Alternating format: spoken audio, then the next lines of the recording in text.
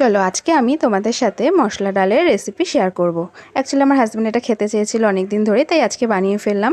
প্রথমে প্রেশার কুকারের মধ্যে আমি সাদা জিরে, তেজপাতা, এলাচ ফোড়ন দিচ্ছি। তারপর ওর মধ্যে একটু পেঁয়াজ কুচনো দিয়ে দিলাম। পেঁয়াজটা একটু ভাজা ভাজা হলে টমেটো, আদা, রসুন বাটা দিয়ে দেবো। পরিমাণ মতো নুন, হলুদ আর সামান্য জিরের গুঁড়ো দিয়ে দেবো।